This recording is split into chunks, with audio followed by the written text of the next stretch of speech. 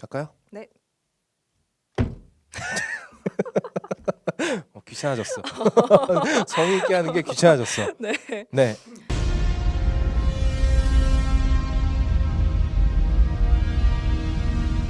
네, 그럼 이제부터는 영화 블레이드 러너에 대해서 한번 이야기를 해보도록 하죠. 아 참고로 이 프로그램은 영화관 옆 책방입니다. 네. 네.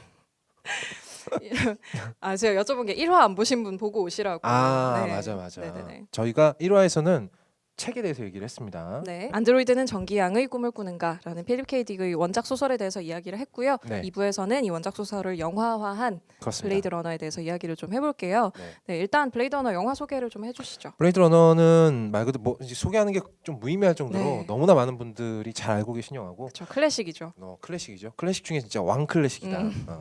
사이버펑크 장르에서는 이 영화를 빼놓고 얘기를 할 수가 없어요. 그렇죠. 네. 그리고 1982년에 만들어진 영화고 리들리 스콧 감독이 네. 당대 최고의 비주얼리스트라고 불리던 리들리 스콧 감독이 만들었는데 네. 개봉 당시에는 완전히 망했습니다. 네. 망한 이유는 지금 영화를 보시면 알 수 있습니다. 왜 망했는지. 지루해요. 진짜 지루하죠. 겁나 지루하고요. 그 약간 그 비주얼이 있습니다. 물론 이 영화만의 비주얼이 분명히 있어요. 존재를 네. 하고 사실 1982년에 그 정도 비주얼을 뽑아냈다는 건 진짜 일이죠. 놀라운 정도가 아니라 놀라운 정도입니다. 예. 이 미쳤다 이런 느낌이 들게 하는데 처음에 인트로부터 그렇죠. 뽕이 퍽 오죠. 아 그렇죠. 네. 그 이렇게 쫙 들어가면서 맞죠. 불꽃 막 쏘아 올리고 건물들 야경에다가 반젤리스 음악이 쫙 나오면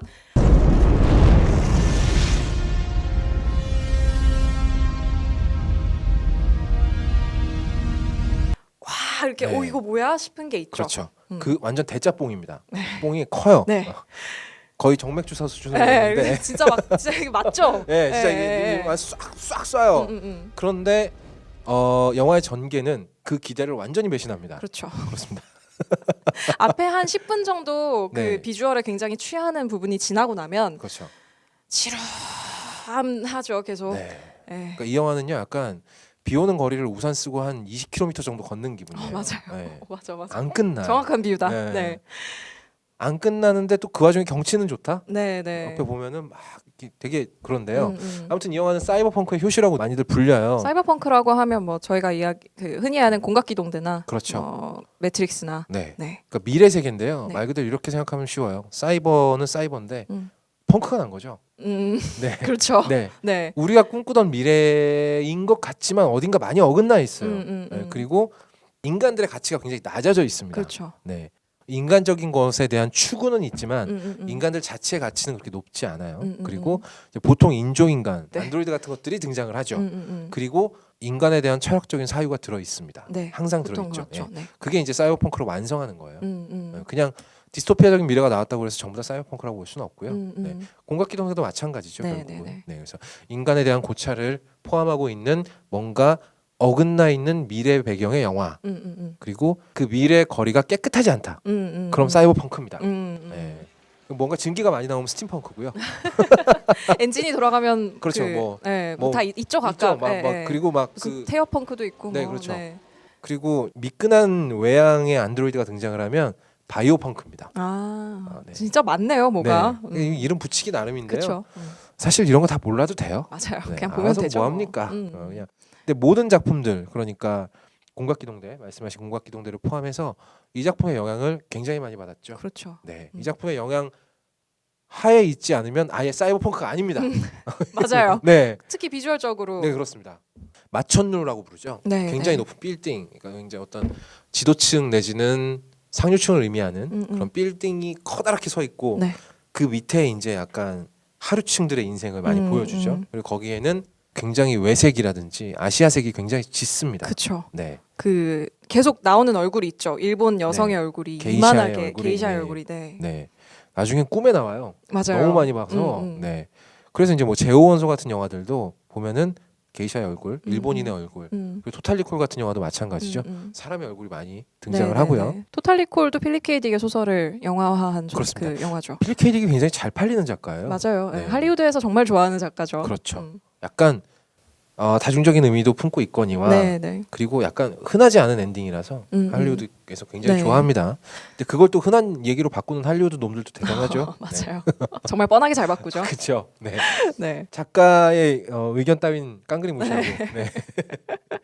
정말로 이 안드로이드는 전기하게 꿈을 꾸는가 1화 보신 분들은 네. 저희가 아까 얘기했지만 네. 그 옛날 탐정 소설 같은 느낌이 있잖아요. 그렇죠. 근데 블레이드 러너를 딱 보면 네. 그러니까 이미지 자체가 너무 다른 거예요. 완전히 다릅니다. 그렇죠. 그 네. 비주얼적으로 네. 정말 완전히 다른 세계를 만들어 놨죠. 그렇죠. 음. 그래서 오히려 그러니까 여긴 약간 리들리 스콧 감독이 정말 작심하고 만든 스토리 따윈 신경 쓰지 않을 테야.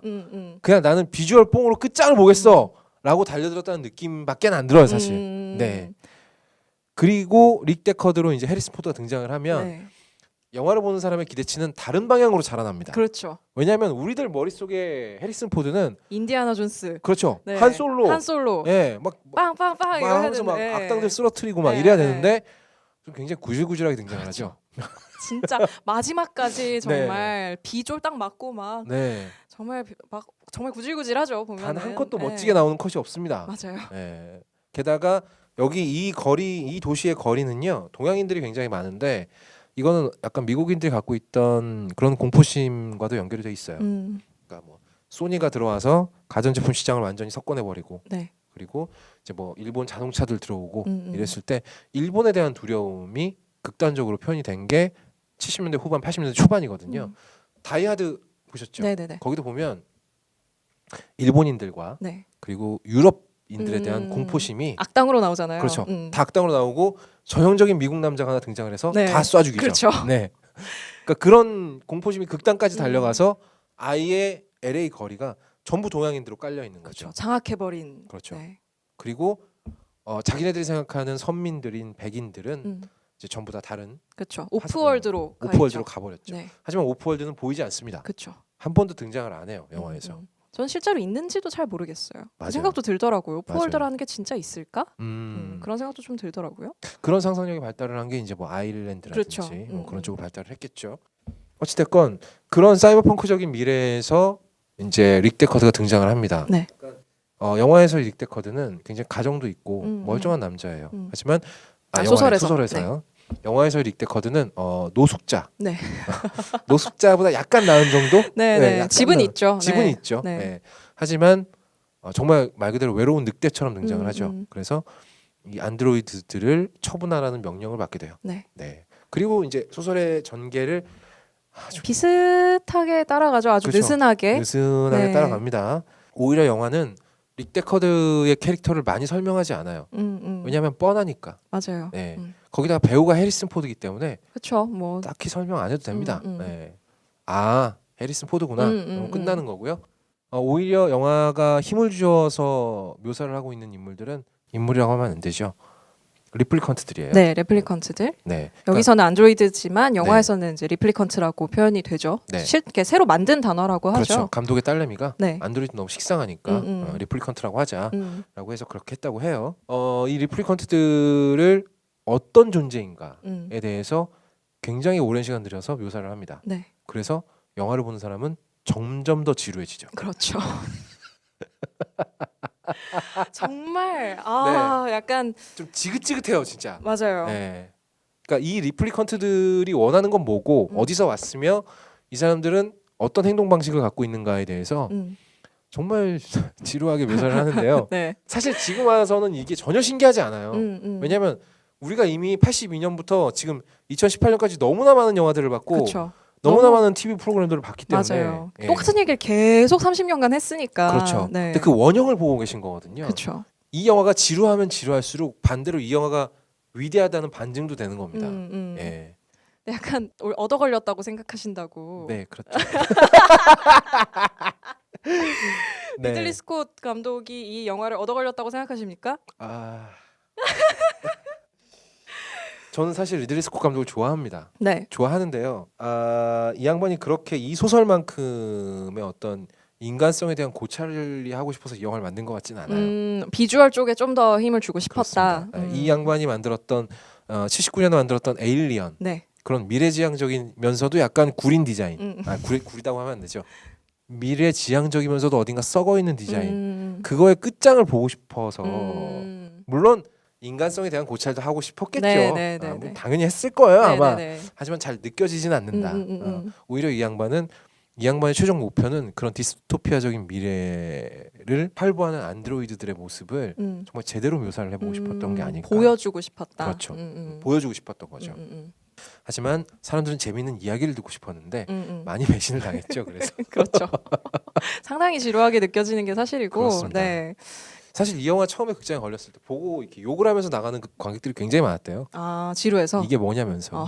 네. 개봉판은 더 했을 것 같아요. 더 했겠죠. 왜냐하면 본래 감독이 그렇게 안 만들어놨는데 편집을 어떻게든 해보려고 하니까 오히려 그게 더 훤히 보이거든요. 그쵸. 네, 그러니까 더 구렸을 거예요. 감독판은 그나마 뭐 이렇게 네. 좀 해석할 여지라도 좀 있고 그렇습니다. 생각할 거리도 좀 있는데 네. 개봉판은 뭐 엉망이죠. 엉망진창이고요. 네.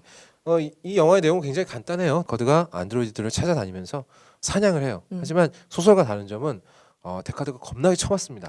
맞아요.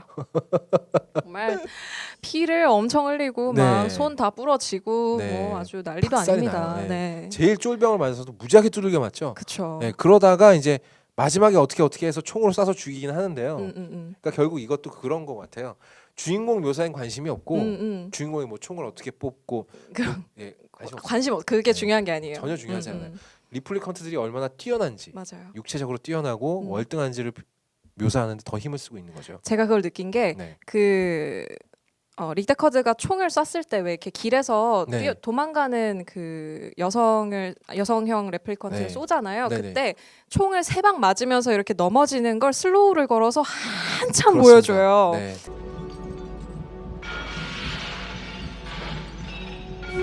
그걸 되게 보여주고 싶었나 봐요. 맞습니다. 그 모습을. 네. 그러니까 총을 쏘는 해리슨 포드는 안중이 네, 없어요. 그거 네. 안 보여줘요.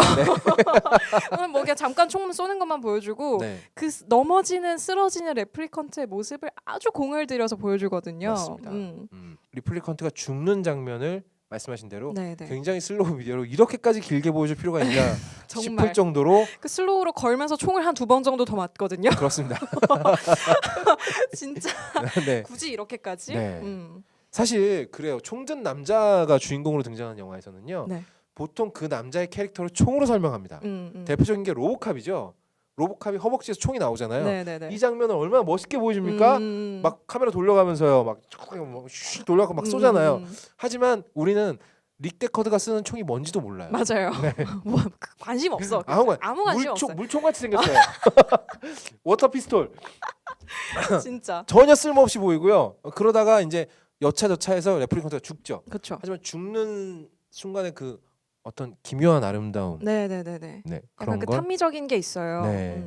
그런 게 약간 영화 전체의 탐미주의와도 같이 흐르는 거죠. 네네 맞아요. 얻어 걸렸다고 봅니다.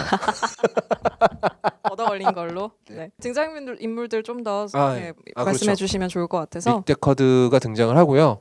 그리고 아까 말했던 레플리컨트들이 등장을 하고 레이첼이 또 등장을 하죠. 네. 로이 베티도 등장을 하고요. 그리고 릭 데커드의 상관이 하나 등장을 합니다. 네.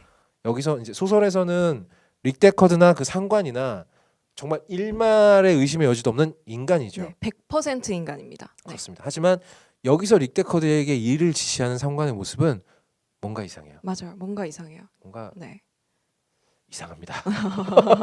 자꾸 종이를 접어. 네, 종이를 접고요. 이 종이를 접는, 그러니까 이 영화에서 안드로이드들은 이식된 기억을 가지고 있어요. 그리고 본인들이 인간이라고 생각들을 하고 있죠. 그렇죠. 레이첼 버전의 안드로이드들은 그렇습니다.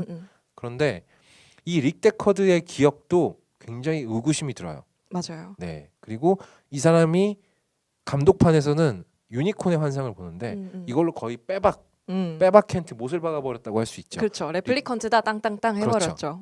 하지만 주연 배우는 연기할 때 그걸 몰랐습니다. 주연 배우는 자기가 인간이라고 생각하고 연기를 했다고 실제로 밝혔습니다. 지금까지도 그 생각은 전혀 변함이 없다고. 네. 하지만 감독판에서 네. 감독은 릭 데커드가 리플리컨트였다라고 결론을 내버리죠. 그렇죠. 네. 네. 그 게프가 그 상관 이름이 게프인데요. 네네. 게프가 계속 쫓아다니면서 종이를 자꾸 접고요. 네. 그 말씀하신 유니콘의 환상을 보고 나서 마지막에 게프가 접은 그 종이 접기한 것이 유니콘이에요. 그렇습니다. 네, 그래서 그걸 딱 보는 순간 관객들은 음. 아 레플리컨트구나라고 생각을 하게 되는 그렇죠. 거죠. 릭데커드의 환상을 게프가 알고 있을 이유가 하나도 없거든요. 그렇죠. 둘이 친한 사이도 아니고 같이 술 먹는 장면이 나온 것도 아니고요. 그리고 초반 장면을 보시면 릭데커드가 이제 명령을 하달받으러 경찰서에 방문을 했을 때 새로 나온 뉴타입 리플리컨트들에 대한 설명을 듣다가 릭데커드가 약간 비웃는 듯한 표정을 짓는 장면이 있어요. 그런데 그 경찰서장이 그 릭데커드를 약간 경멸스러운 눈으로 쳐다봅니다. 그렇게 된다면 만약에 릭데커드가 리플리컨트라는 게 정말 감독이 사실이라면 못을 박았듯이 사실이라면 그 장면에서 비웃고 있는 거죠. 그렇죠. 네. 너도 리플리컨트면서 그렇지. 이걸 비웃어라고 또 비웃는 거죠. 네가 개야 이 새끼야 이런 식으로 비웃고 있는 거죠. 그런 식으로 본다면 이 영화 자체는 굉장히 암울해요. 맞아요. 네. 근데 또 그렇게 보면 말이 안 되는 게요. 이 영화 전편을 통해서 이 감독은 인간에 대한 애정을 전혀 보여주지 않아요. 맞아요. 오로지 리플리컨트만 어떤 존재인지에 대해서 굉장히 집착적으로 탐구를 하는데 근데 정작 주인공이 리플리컨트였다면 의미가 없죠. 그렇죠. 비교되는 대상이 그쵸. 없어지는 거잖아요. 그 마지막 장면의 상징성도 확 없어지죠. 그 그렇죠. 로이 베티가 네. 릭데커드를 구해주는데, 그러니까 네. 죽을 위기에서 확 구해주는데 네. 그 장면이 사실 릭데커드가 인간이라면 그 순간 레플리컨트가 인간보다 더 인간적인 행동을 함으로써 인간 앞에서 더 인간성을 드러내 보이는 장면, 굉장히 네. 상징적인 장면이 되는 것인데 그렇죠. 만약에 여기서 릭데커드가 레플리컨트라고 하면 네. 아무 의미 없잖아요. 그냥 구해준 거지 리플리컨트니까 아무 의미 없잖아요. 그렇죠. 약간 동족이니까 그냥 구해주는 게 돼버리는 그쵸. 거죠. 그래서 저는 다시 한번 말씀을 드리지만 저는 리들리 스콧 감독을 좋아합니다. 대단히 좋아하고요. 그 양반이 만든 에일리언 1편은 네. 정말 시대의 명작이라고 생각해요. 정말 한 100년이 지나도 1000년이 지나도 남을 네. 명작이지만 네. 솔직히 블레이드 러너는 그냥 얻어 걸린 것 같습니다. 오피셜. 네. 거피셜. 제가 자막으로 얻어 띄울게요. 얻어 걸린 것 같아요. 솔직히 정말 얻어 걸린 것 같고요. 네. 사실 이 영화가 사이버펑크의 효시로 이렇게 막 많은 사람들에게 각광을 안 받았다라면 네. 안 받았더라면 이 양반은 거의 자기 필모그래피에서 없는 영화 취급했을 거예요. 그냥 약간 비주얼을 네. 한껏 자랑한 그런 한번 그냥 영화였다. 내가 원 없이 해봤다 한번. 근데 사람들이 막 죽인다 막 자기도 몰랐던 걸 막 어, 해석해. 막 해석을 막 하고 막 이러니까 이 늙은이가 이 새끼들 인제 알았냐? 막 몰랐지? 막 이런 느낌이에요. 그러면서 마지막에 막 감독판을 만들었는데 그게 처음에 영화의 주제의식과 안 맞아요. 그럼 100% 얻어 걸린 거예요. 이거. 얻어 걸려놓고 2049까지 네, 했다. 그렇습니다. 게다가 이 안드로이드라는 존재에 대한 리들리 스콧 감독의 집착도 대단해요. 프로메테우스를 봐도 안드로이드를 인간과의 동일선상 혹은 인간의 피조물로 놓고 그렇죠. 그 관계를 탐구하는 그 탐구 정신이 여전히 살아 있습니다. 데이빗이라는 그 안드로이드가 나오죠. 그렇죠. 네. 네, 그 안드로이드의 모습 또한 블레이드 러너에서 크게 달라진 게 없다. 맞아요. 네. 그냥 인간같이 생겼고 네, 네. 인간보다 월등하지만 인간보다 월등하고 네. 네. 하지만 자기를 한 단계 아래라고 생각하고 있지만 반란을 일으키는 존재죠. 그렇죠. 막 네. 스스로도 창조를 하려고 하고. 그렇죠. 네. 인간스러워지려고 하는 존재죠. 네네네. 그래서 블레이드 러너에서 크게 달라진 게 없기 때문에 역시 제어의 가설 얻어 걸렸다. 힘을 실어주지 않나. 네. 리들리 스콧 감독 팬이 있다면 죄송합니다. 근데 그게 얻어 걸렸다 그래서 그 양반이 위대하지 않은 건 아니에요. 그렇죠. 네네네. 그럼 우리 레플리컨트 얘기하는 김에 로이 네. 베티라는 캐릭터에 대해서도 좀 얘기를 해주시면 좋을 것 같아요. 맞아요. 로이 베티는 당시 이제 비영어권 배우죠. 네. 루커 하우거. 약간 B급 액션 영화에 많이 등장했던 배우였어요. 골격이 크고 네. 굉장히 장대하게 생겼죠. 네. 그리고 흰색 머리가 약간 이질감을 줘요. 그래서 리플리컨트 역을 연기하기에 저격이라고 생각을 해서 캐스팅을 했고 네.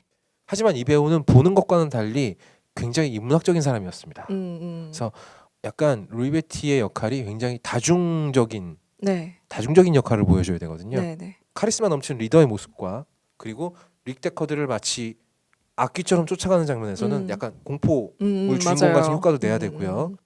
그리고 마지막에 리플리컨트라는 종족의 한계를 뛰어넘는 모습을 보여주는 네. 굉장히 다중적인 의미를 갖고 있는 캐릭터인데 루카 하워가 뜻밖의 연기를 엄청 잘했죠. 굉장히 잘했죠. 그렇습니다. 네. 그래서 이 영화는 사실 해리슨 포드가 주인공이지만 보고 나면 기억에 남는 건 루카 하워밖에 없어요. 맞아요. 로이 베티만 계속 생각이 나죠. 그렇습니다. 그렇기 때문에 역시 얻어 걸렸다 생각을 할 수밖에 없는 거죠. 루카 하워가 다 했다. 다 했다. 정말 다 했다. 게다가 마지막에 우리 이 장면은 제가 영화를 한번 보여드리. 네네, 이건 보셔야 됩니다. 정말 보셔야 보셔야 됩니다. 됩니다. 짧게 보여드리겠습니다. I've seen things you people wouldn't believe. All those moments will be lost like tears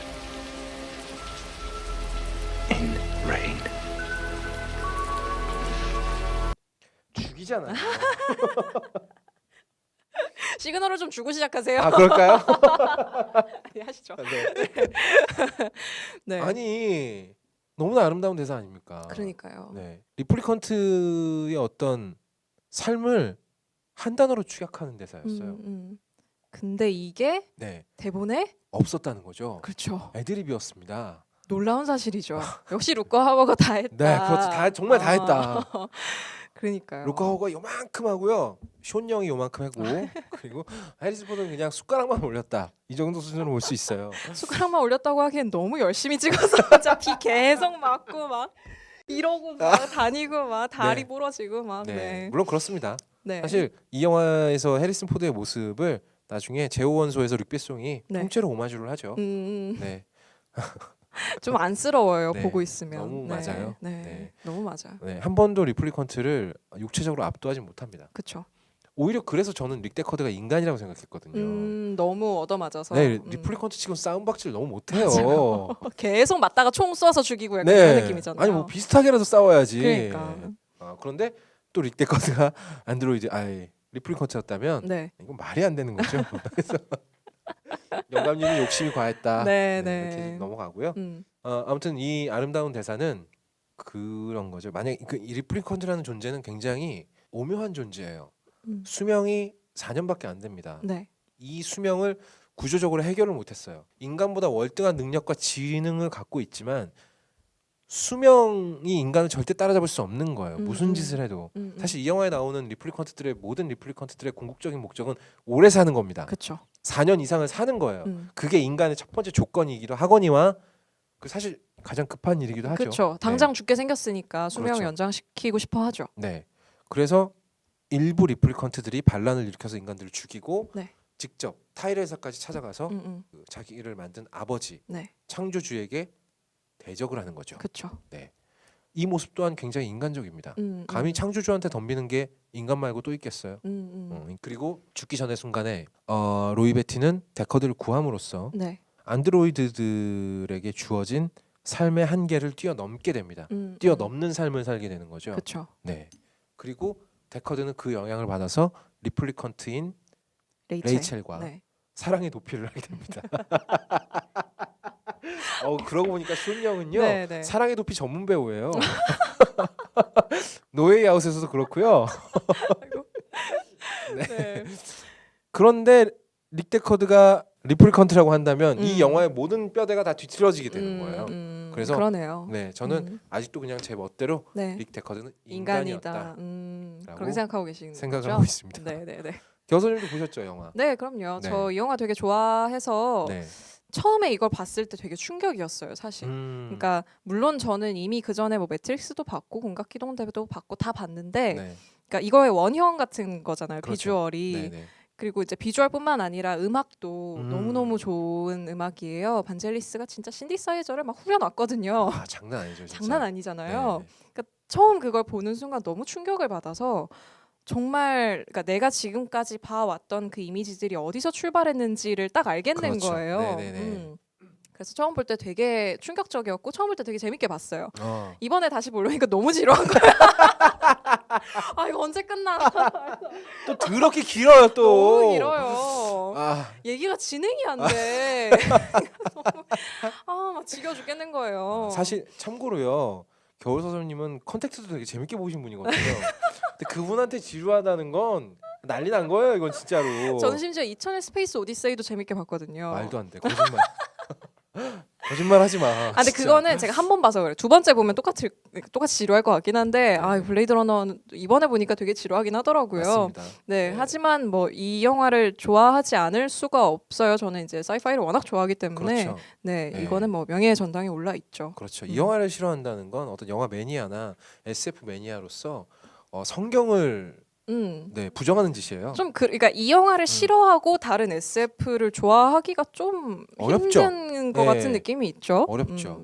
사실 우리가 알고 있던 그러니까 스타워즈는 사실 약간 서부극 같잖아요. 네네네, 그렇죠, 제다이들은 보안관이죠, 사실. 그렇죠. 보안관이고 보안관이면서 사무라이죠. 사무라이이기도 하죠.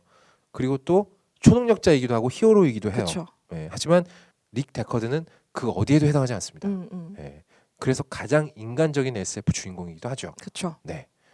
그러니까 여러분들도 영화를 보시긴 보시되 릭 데커드는 인간이다라고 자기 세뇌를 계속 하면서 보셔야 이 영화의 주제가 잘 드러납니다. 네. 네. 아 그리고 루커 하우거 얘기를 좀만 더 하면 네네네. 루커 하우거는 사실 자기 모국어가 영어도 아니에요. 그렇죠. 네덜란드인인가 그럴 거예요. 네. 그런데 이런 어마어마한 정말 영화사의 길이 남을 애드립을 네. 대사를 그것도 애드립으로 쳤어요. 그러니까 그거를 어떻게 애드립으로 뭐 하는 했을까요? 분이지 진짜? 이 양반 정말 근육은 울퉁불퉁한데 집에서 막 쉬는 시간에 시 쓰고 막 이럴지도 몰라요. 진짜 정말. 그럴 것 같아요. 네, 왠지. 감성이 거의 시인급의 감성이에요. 사실 이 영화가 정말로 마지막에 릭 데커드가 그냥 로이 배트를 총으로 쏴서 죽이고 으악! 이러고 아싸! 이러면서 끝났으면 이 영화는 절대로 클래식이 되지 못합니다. 그렇죠. 네. 왜냐하면 책에서는 로이 배트를 너무 쉽게 죽여요. 네. 아주 쉽게 죽이는데 그렇죠.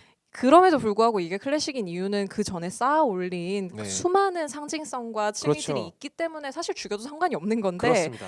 영화는 그게 없기 때문에 한쪽으로 영화에는 전기양도 안 나와요. 그렇죠. 네. 영화에는 그게 없기 때문에 이게 생명과도 같은 장면이어서 그렇죠. 거기서 그냥 로이 배트가 죽어버렸으면 이 영화의 의미 자체가 없는 거죠. 없어지는 거죠. 사이버 펑크가 아니라 사이버 트래쉬가 되는 거죠.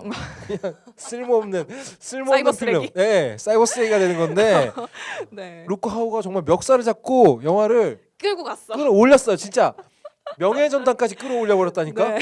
진짜 많이 끌어올렸네요. 네, 너무 진짜. 쓰레기에서 명예의 전당까지. 이 폭이 너무 큰 거죠. 진짜 네. 저는 이 영화의 상영 수익으로 루크 하우거한테 연금을 좀 줘야 되지 않나라는 생각까지 합니다. 정말. 진짜 대단했죠. 양반, 네, 대단한 양반이고 해리스 포드는 이 영화를 별로 좋아하지 않았어요. 네, 본인이 너무 멋없게. 네. 너무 멋없고 촬영하게 나왔기 때문에 그렇죠. 구질구질하게 나오죠. 네. 네.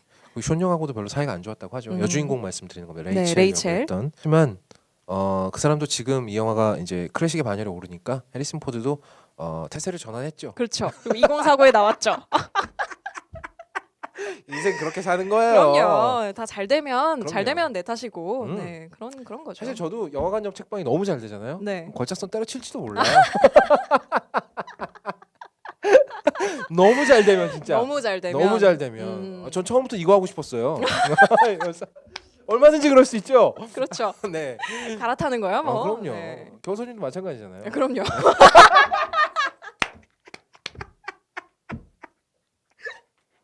잘 되는 게 장땡이지. 아 그럼요. 우린 다 정기양의 꿈을 꿉니다. 그럼요. 우리 네. 다 정기양의 꿈을 꾸고 있죠. 그렇습니다. 네. 그래서 영화는 약간 그래요. 지금 보면 약간 지루하기도 하고 네. 어떤 그런 상징성을 쉽사리 찾을 수 있지도 않아요, 사실. 대놓고 이게 주제야라고 쑤셔박아 주는 영화들 있잖아요. 네네네. 네. 뭐 예를 들면 뭐 레온 같은 영화는 네. 누가 봐도 주제가 뭔지 알죠. 하지만 이 영화는 그렇게 친절하지도 않습니다. 그렇죠. 길고 지루한데 불친절해요. 그렇죠. 네. 근데 그렇기 때문에 이게 컬트가 됐죠. 그렇죠. 사람들이 막 이게 불친절하니까 이걸 네. 막 나름대로 해석을 해보고 그렇습니다. 이건 이런 의미가 아닐까라고 네. 하면서 말이 돌면서 이게 그 명예의 전당까지 올라가게 된 거죠. 맞습니다. 사실 이 영화는 비디오 테이프라는 매체가 없었으면 사장됐을 거예요. 극장에서 완전히 외면을 당했고 비디오 테이프로 이제 보통 비디오 테이프는 대여를 하거나 사서 보잖아요. 네. 대여를 했다 치면 한 1박 2일, 2박 3일 정도 내 거잖아요. 네네. 그럼 이제 승질이 나는 거죠. 처음 보고 뭐야? 아 씨발 뭐 다른 게 있겠지. 이러 한 번 더 봐요. 한 번 더 보면 뭔가 좀 있어 배. 그리고 제일 먼저 드는 의심은 그거죠. 야, 릭 데커드 얘 리플리컨트 아니야? 그렇죠. 네. 그러면서 보다 보니까 이제 이런 비주얼이나 이런 게 점점 더 보이게 되는 거죠. 사실 이 영화에서 비주얼 뽕을 가장 심하게 만든 사람은 반젤리스가 아닌가 싶어요. 아 그렇습니다. 네. 반젤리스 음악이 정말 그 2049에서도 그대로 몇 개를 가져다 썼어요. 반젤리스 음악을 그 오프닝 음악 같은 거 그대로 갖다 썼는데 네. 신디사이저로 할 수 있는 가장 극한까지 간 게 아닌가. 그렇죠. 정말 이 리들리 스콧의 비주얼 뽕에 발맞춰줄 만한 음악은 정말 이런 음악밖에 없다라는 맞습니다. 생각이 들 정도로 예, 예. 정말 잘 만들었죠. 네. 네. 그 후에 리들리 스콧 감독이 만든 그 양반은 워낙에 비주얼리스트이기 때문에 모든 영화에서 비주얼 항상 평균 한참 이상을 뽑아요. 네, 네. 사실 프로메테우스 같은 영화도요. 아우 어마어마하죠. 예, 비주얼 빼놓고 나면 정말 별거 없는 영화입니다. 그렇죠. 그냥 비주얼 네. 보는 영화죠. 그렇죠. 네, 네. 그런데 그 비주얼 때문에 볼만한데 음. 리들리 스콧이 만든 그 어떤 영화, 그 블레이드 러너 이후에 그 어떤 영화도 이 정도 어울리는 OST는 없었어요. 네, 정말 그 신디사이저의 빵 하는 소리가 나오는 네. 순간부터 그렇죠. 확 그 영화의 정조를 만들어 버리는 게 있죠. 그렇습니다. 판을 다 깔아버리는 거죠. 음. 그 영화 판은 반젤리스가 다 깔고 과실은 루카호가 다 떼고 여러모로 얻어 걸렸다. 리들리 스콧은 뭐 했어요? 이걸 읽었다. 투자자를 찾았죠. 투자자를 찾았다. 그게 굉장히 대단한 거다. 네. 그렇습니다. 사실 그래서 블레이드 러너 자체는 사실 그렇게 얘기할 거리가 많지는 않습니다. 왜냐하면 줄거리가 워낙에 단순하고 네. 그리고 함의도 이제 너무 많은 해석이 나왔고 맞아요. 너무 많은 이야기들이 나와서 인터넷에 블레이드 러너 해석 하나 치면 진짜 어마어마하게 많이 나오죠. 난리 나요, 진짜. 사실 이걸로 논문 쓰라 그러면 정말 쉬울 거예요. 다 나와 있어. 다 나와 있어요. 네. 네, 그거 읽어보고 마음에 드는 구절만 조립하면 돼요. 그럼 논문이 하나가 뚝딱 나옵니다. 네. 그렇기 때문에 오히려 우리는 최근작 얘기를 좀 해야 될 것 같아요. 블레이드 러너 2049죠. 네, 2049 네. 얘기를 좀 해야 되겠죠. 와, 저는 사실 이 영화가 그렇게 썩 마음에 들진 않습니다만 네네. 겨울님은 굉장히 좋아하셨다고. 네, 저는 2049 되게 좋아해요. 2049도 지루합니다. 2049도 네. 못지 않아요. 그러니까 그 원작을 상당히 쓸데없는 부분까지 오마주를 많이 했는데, 극장에서 망한 것도 오마주죠. 네, 망한 것까지 오마주를. 그렇게까지 할 필요는 없었는데. 그러니까요. 우리나라에서 얼마 들었대더라? 24만? 24만이면 그 뭐죠? 그날 바다나 이런 다큐멘터리 영화들 네네네. 있죠. 그 거의 그 수준. 그 급으로 든 거죠. 네. 네, 저는 그 중에 한 명입니다. 영화관에서 봤기 때문에. 취향 좀 이상한 것 같아요. 저는 예고편이, 그러니까 그 전에 이미 이게 제작 중이다라는 그 소식을 들었을 때부터 네. 너무 정말 막 기대를 안 할 수가 없었어요. 그렇죠, 사실. 네, 왜냐하면 감독이 드니 빌네브였고 네. 거기다가 원작이 블레이드 러너고 네. 리들리 스콧이 제작을 한다 그러고 맞아요. 해리슨 포드도 나오고. 사실 리들리 스콧이요. 자기 영화의 후속편을 아무한테나 맡기지 않습니다. 그러니까요. 되게 까다로운 양반이에요. 음. 근데 그냥 이렇게 척 맡겼다는 건 그 양반도 거는 기대가 굉장히 컸다는 그렇죠. 거예요. 예. 드니 빌네브도 되게 부담스러워했다고 하더라고요. 워낙 이게 유명한 영화니까. 네, 그리고 해리슨 포드 나오고 맞아요. 라이언 고슬링 나오고. 맞아요. 자레드 레토도. 네, 자레드 레토. 뭐야 이거? 아, 뭐야 이거 하면서 계속 기다리고 있었거든요. 그래서 음. 딱 봤는데 저는 사실 2049의 그 스타일 자체가 드니 빌네브의 스타일 자체를 되게 좋아해요. 저는 저희가 그 오프라인 토크 스테이지에서 컨택트 얘기를 했는데 저는 컨택트도 되게 좋아하는 편이거든요. 그게 뭐 영화적으로 아주 훌륭한 영화라고 생각은 안 하는데 사실 네. 그것보다는 그냥 그 드니 빌네브의 정조를 제가 좋아해요. 거기다가 이제 음악도 한스 짐머를 섭외를 해서 그렇죠. 좀 급하게 섭외를 하긴 했는데 네. 원래는 요한 요한슨을 불러서 하다가 드니 빌네브가 이게 마음에 안 들어서 다 없고 네. 한스 짐머를 다시 섭외를 해서 급하게 만들긴 했는데 음. 비슷하게 만들어 보려고 했다고 해요. 반젤리스랑. 네, 아무튼 그 조합을 보니까 네, 네. 너무 기대가 됐고 사실 맞아요. 네, 그리고 봤을 때도 저는 워낙 그 스타일을 좋아하기도 하고 원작도 워낙 좋아하고 해서 오마주가 엄청나게 많잖아요. 2049 거의. 내내 오마주예요. 그냥 네. 블레이드 러너. 덩어리. 그러니까 네. 제목이 블레이드 러너 오마주야. 2049가 아니라 블레이드 러너 오마주라고 할 맞아요. 정도로 그게 네. 정말 많기 때문에 원작의 팬으로서 정말 즐길 거리가 많았죠. 많죠. 음. 많고요. 사실 근데 오마주도 많지만, 그러니까 오마주라는 게 그래요. 원작에 대한 존경심을 아낌없이 표현을 해야 그게 오마주입니다. 그렇죠. 그냥 비슷한 장면 갖다 붙인다고 오마주가 아니거든요. 그렇죠.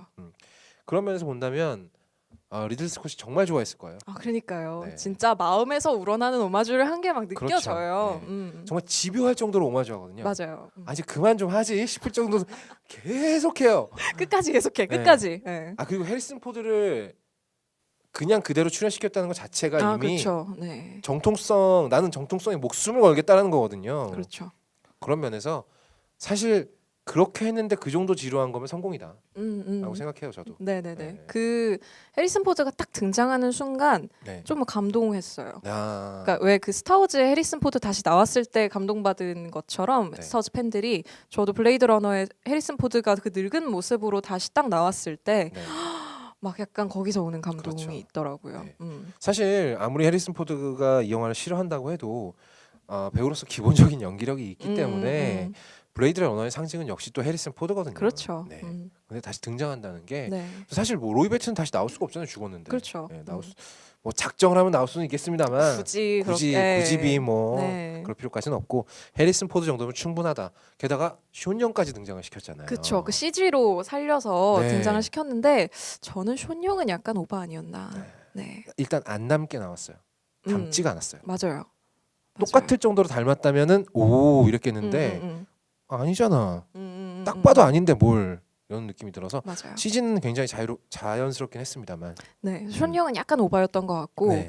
저는 마찬가지로 2049도 네. 비주얼적인 면에서는 정말 성공적인 영화가 성공적이죠. 아니었나. 네. 제가 이번에 블레이드 러너 원작을 다시 보면서 느낀 건데 2049가 정말 원작의 비주얼적인 면을 잘 가져와서 이만하게 뻥튀기를 시킨 게 있어요. 그렇죠. 그러니까 규모를 엄청 크게 만들었고 맞아요. 정조는 그대로 가져온 게 있더라고요. 그래서 그런 비주얼적인 측면에서도 되게 원작을 잘 살린 속편인 것 같아요. 그렇죠. 그러니까 리들리 스콧이 기술적인 한계 혹은 자본적인 한계로 못했던 것들을 네. 막 진짜 막 때려 붓는 거죠. 그렇죠. 네. 진짜 이만하게 만들어서 네. 제가 이번에 그걸 가장 강하게 느낀 게 어디였냐면 타이렐사를 보여줄 때 네, 맞아요. 타이렐사 특유의 어두침침한데 조명이 딱 내려오는 밖에서 햇빛이 내려오는 그 느낌이 있어요. 네. 그게 2049에서도 어두침침한데 밖에서 빛이 들어와서 이렇게 물결에 반사되고 벽에서 반사되고 이런 식의 비주얼을 굉장히 크게 만들어 놨거든요. 맞아요. 그러니까 그게 원작의 정조를 되게 잘 가져왔다라는 생각이 확 들더라고요. 그래서 저는 처음에 이렇게 그 농장의 모습 있잖아요. 네네네. 눈 네. 그걸 보고 참 감탄을 했어요. 야 이거를 눈가를 이런 식으로 오마주를 하는구나. 이러면서도 정말 꽉꽉 채우면서 자기 할 얘기는 다 하고 있죠. 그렇죠. 네. 네. 그게 정말 드니 감독이 네. 훌륭한 감독이라는 저랑은 잘 안 맞습니다만 네네네. 훌륭한 감독이라는 걸 부정할 수는 없다. 네네. 네. 그래서 일단 그러면 이제 2049의 줄거리는 겨우서님께서 좀 얘기를 해주실까요? 네, 2049, 그러니까 블레이드 러너 2049의 줄거리는 이제 네. 중간에 사실 그 단편 영화들이 좀 있죠. 블레이드 네, 러너와 그렇죠. 2049 사이에.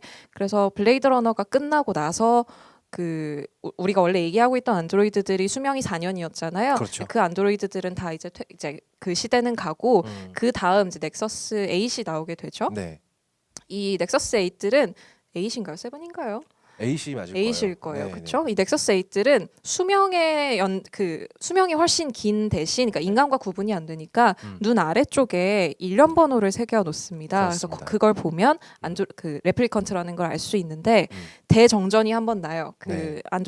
자꾸 안드로이드래. 네. 레플리컨트들이 EMP를 한번 네. 폭발을 시켜서 싹 정전이 되면서 원래 가지고 있던 레플리컨트들에 대한 자료가 다 날아가 버리죠. 다 날아가 버리고 네. 그때부터는 정말 인간과 안드로이드들을 구분할 수 없게 됩니다. 레플리컨트들을. 그런 이제 중간에 단편 영화들이 있고요. 유튜브에서 보실 수 있어요. 찾아보시면. 네네. 그거가 끝나고 이제 2049는 거기서부터 시작이 되게 됩니다. 그렇죠. 주인공은 라이언 고슬링이고요. 그 라이언 고슬링은 원래는 이름이 없어요. 네. 이 레플리컨트이기 때문에 원래는 이름이 없는데 이름이 생기죠. 나중에 K라고 네. 조이가 지어주게 되는데 이 K가 주인공이고요.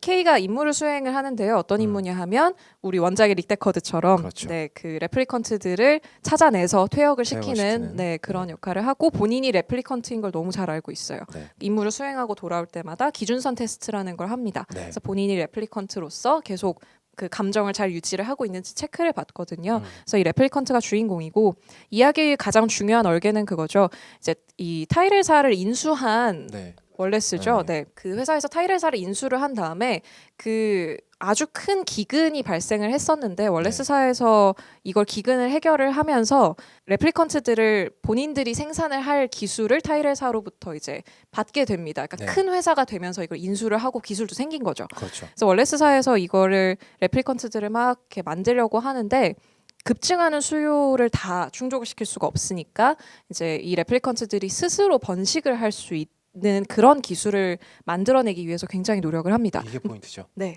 근데 이게 계속 실패를 해요. 네. 그 와중에 어떤 레플리컨트가 아이를 출산을 했다는 사실이 밝혀지죠. 네. 그래서 이거를 월레스사에서도 쫓아가려고 하고 네.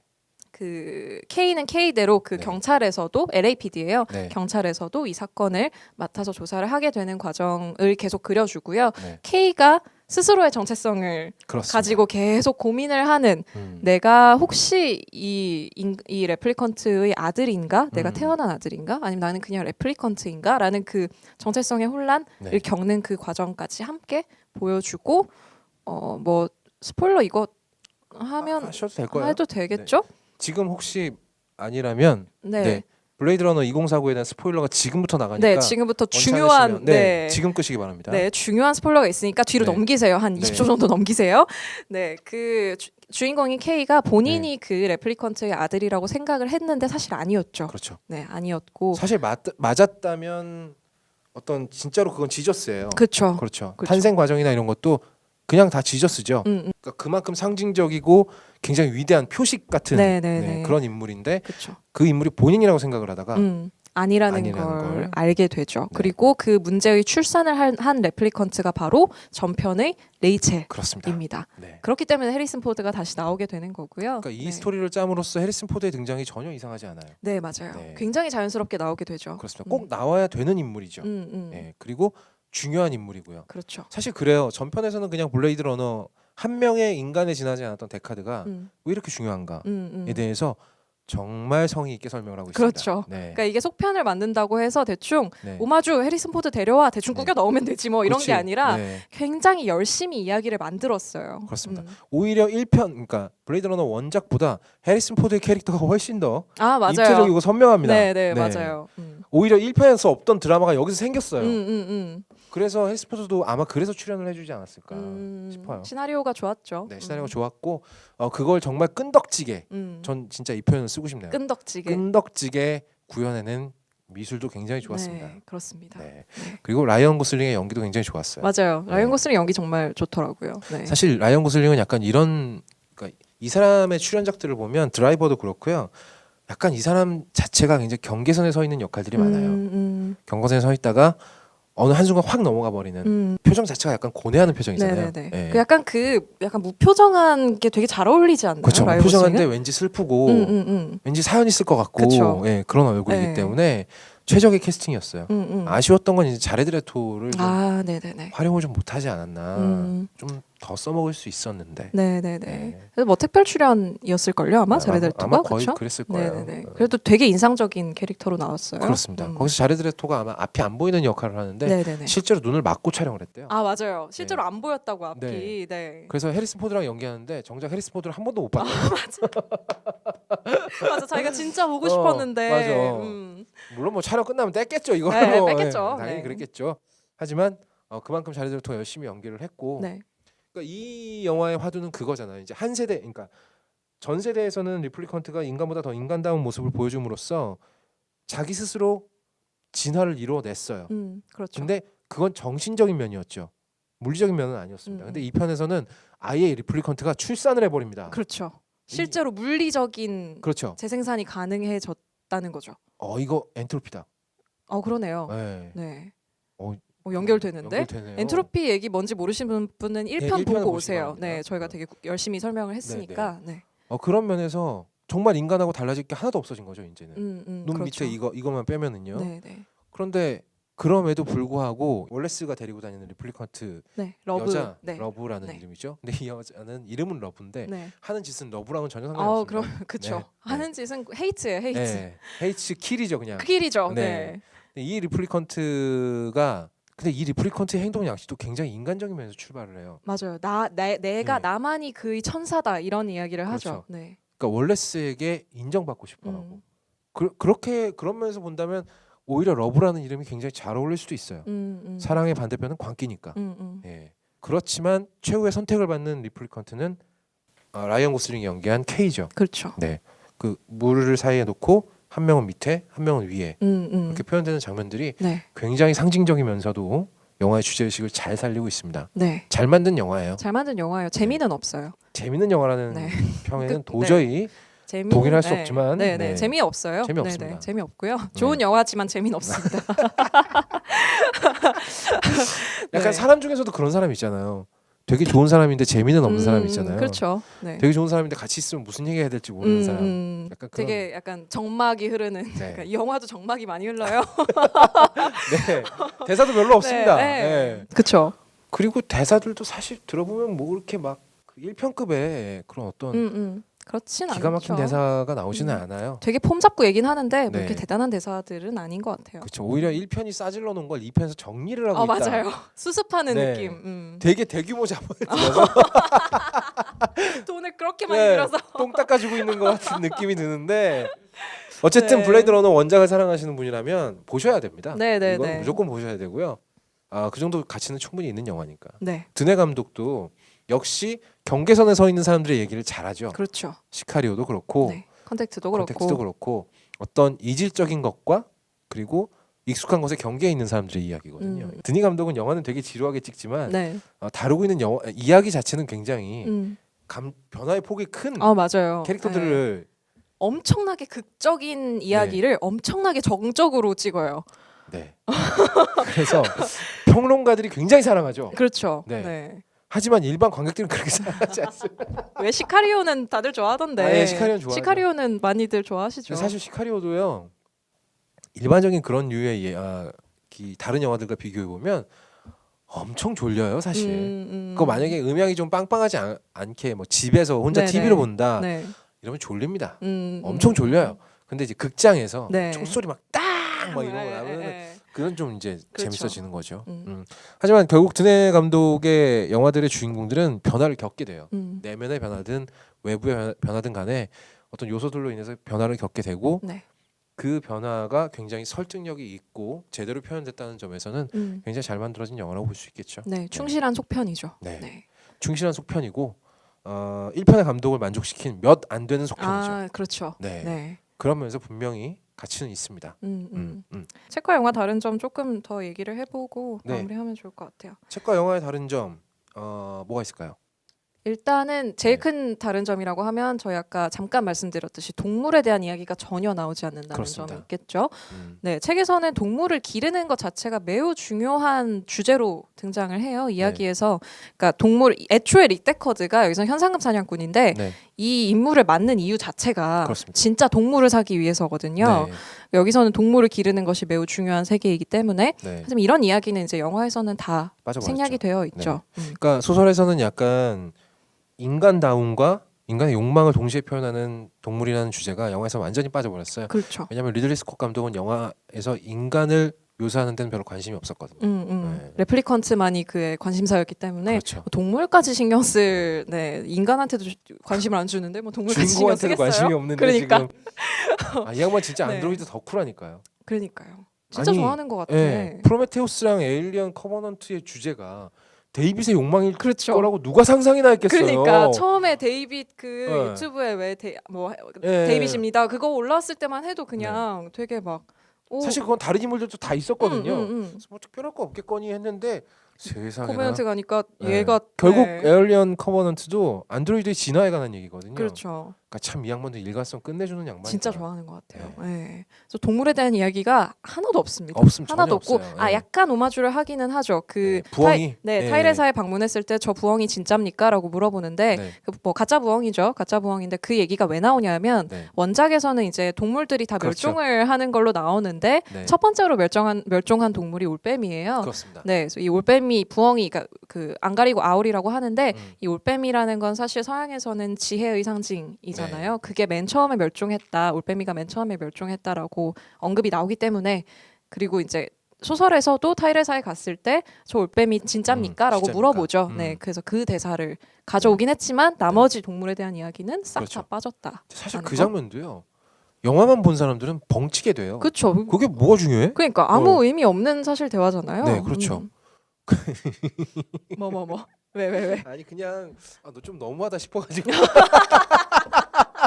아니 앞뒤 설명은 해줘야지.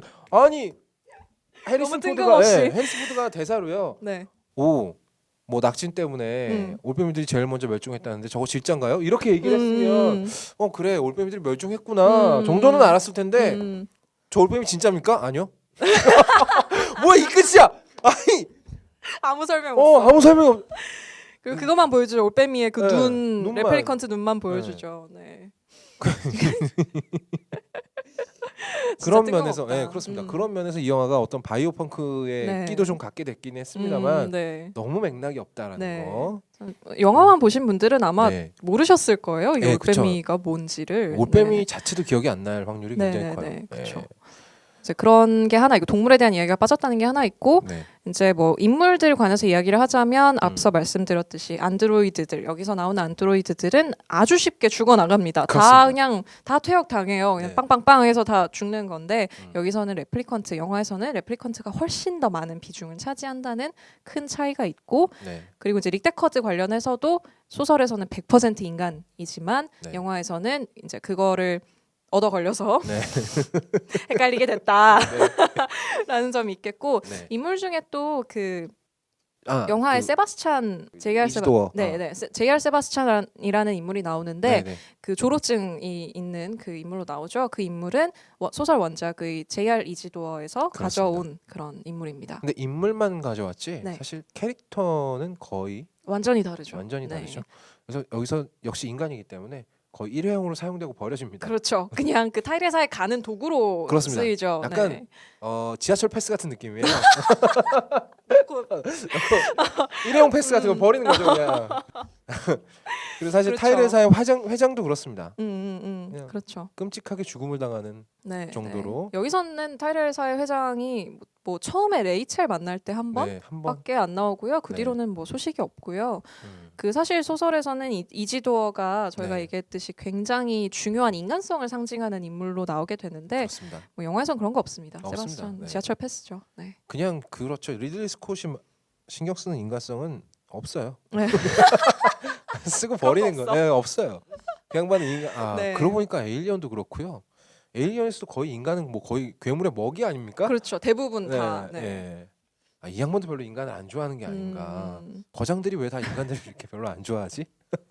아 근데 또 마셔는 되게 낙관적이잖아요. 물론 원작이 있긴 합니다만, 네. 네, 그래도 되게 낙관적으로 찍었잖아요. 그렇죠. 근데 그 마션에서 낙관적인 건 그냥 맷 데이먼이 낙관적인 맞아요. 거. 맞아, 그게 인간이 있어. 낙관적인 게 아니지. 맞아요. 네.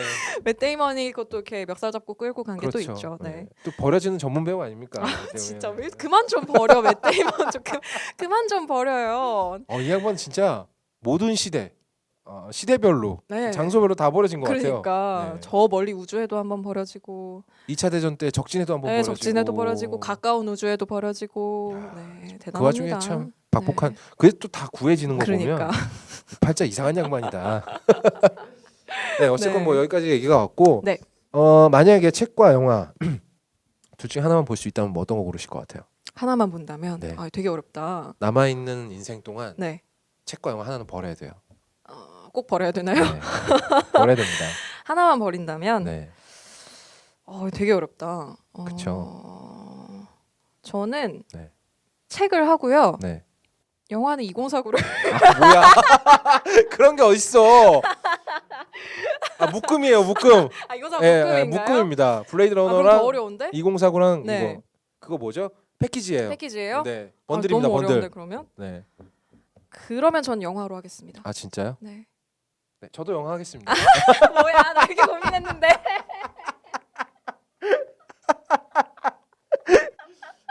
책은 머릿속에 다 들어 있잖아요. 읽었는데 뭐. 근데 영화는 계속 볼 수 있단 말이지. 그렇죠. 네. 네. 사실 근데 책과 영화 둘 다 너무나 훌륭한 작품들이기 때문에 맞아요.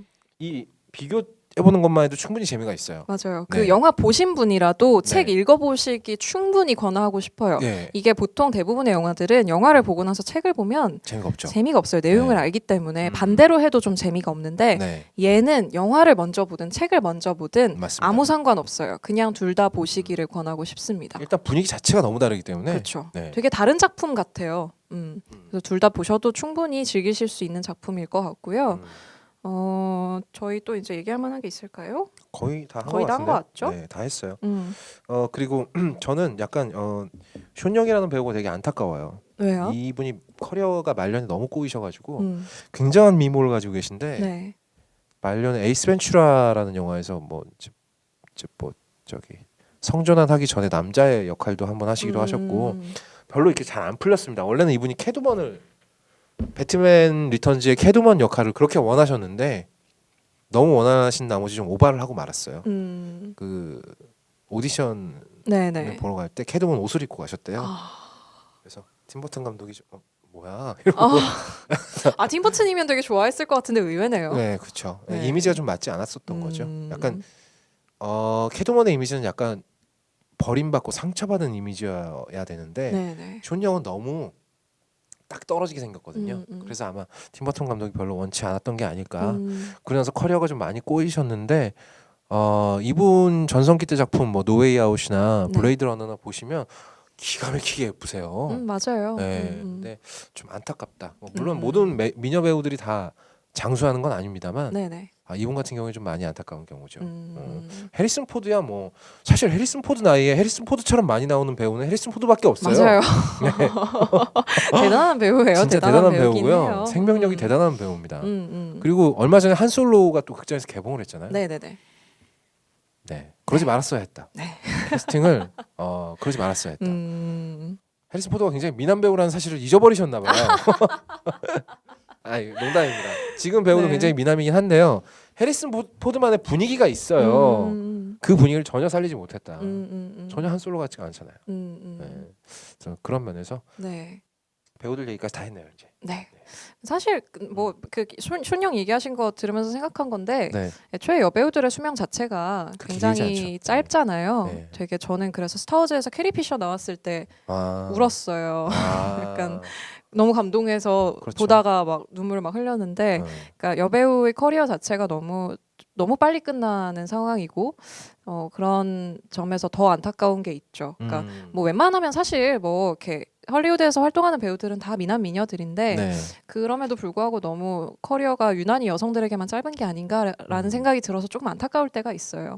이게 뭐 물론 이제 본인이 개척 가능한 영역도 있어요. 산드라 네, 블록처럼 맞아요. 이미지 변신을 계속해서 대중에게 잘 먹히는 것만 네, 골라서 계속 변신을 한다면 오래 남을 수도 있지만 사실 그게 쉬운 일이 아니죠. 그렇죠. 네. 해리스 포드처럼 똑같은 거 계속해도 살아남을 수도 있잖아요. 그럴 수도 있으니까. 맞습니다. 네, 맞아요. 사실 그건 그래요. 스티븐 시갈 봐. 스티븐 씨가 그 사람은 뼈 부러뜨리는 것만 직살나게 했는데도 네. 아직도 가끔 나와요. 그렇죠. 마시티에도 나오고요. 네. 근데 여배우가 그런 클레멘타인에도 나오고.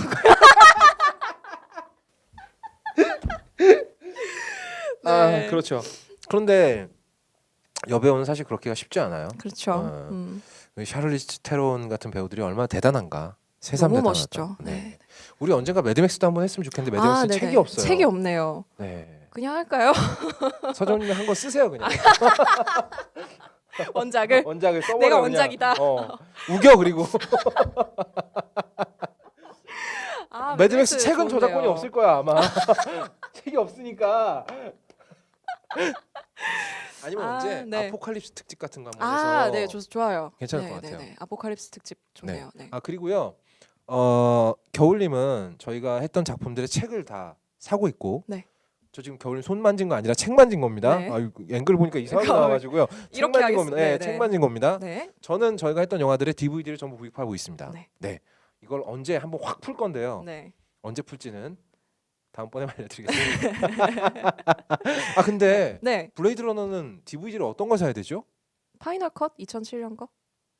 2007년 파이널 컷? 네네. 그걸로 드리면 될 것 같아요. 2049는 안 사도 되겠죠? 네네네. 비싸더라고요 2049. 나온 지 얼마 안 돼서. 신작이라서. 네. 네. 2007년 걸로 하는 거예요. 네, 그렇게 하겠습니다. 네. 어쨌든 저희가 영화관 옆 책방 네. 계속 해나갈 테니까 네. 많은 응원 부탁드리겠습니다. 네. 더 하실 말씀? 아니요, 저희 오늘 1회는 네. 여기까지 하고요. 네네. 네, 2화로 또 돌아오도록 하겠습니다. 좋은 뭐 작품으로. 댓글이나 이런 걸로 혹시 괜찮은 작품 있으면 네. 남겨주시면 네. 저희가 참고는 하겠습니다만 참고 다 읽어보고 저희 맘대로 할 거예요. 그렇습니다. 예, 예. 꼼꼼하게 읽어보고 저희 네. 맘대로 할 겁니다. 댓글을 많이 남긴다고 해서 그걸 한다는지는 네, 네. 그렇지는 않습니다. 네네네. 네, 뭐 이미 사실 저 이미 댓글 많이 받았는데요. 그 네. 해달라는 댓글을 보면은 원작이 있는 영화라고 했을 때 생각나는 게 다 비슷비슷하더라고요. 그렇죠, 사실. 네, 그래서 네. 아마 여러분이 생각하시는 영화도 언젠간 나오지 않을까 그렇습니다. 생각을 합니다. 하지만 저희는 되도록이면 소설을 짧은 걸. 아 이게 이상하다. 시간이 많아도 네. 꼭 마감때가 돼야 책이 읽혀요. 그래요? 작가들이 좀 건너뛰는 게 좋을 것 같아요. 왜냐하면 네. 스티븐 킹도 하다 보면 할 게 너무 많아요. 아 맞아요. 네. 네. 좀 다른 작가 거를 찾아서 다른 작가 거를 좀 해보는 걸로 찾아보죠. 하고요. 네. 저도 이 기회에 독서 좀 하게요. 네네 알겠습니다. 네. 네. 그러면 저희는 2회에서 다시 뵙도록 하겠습니다. 네. 안녕히 계세요. 안녕히 계세요.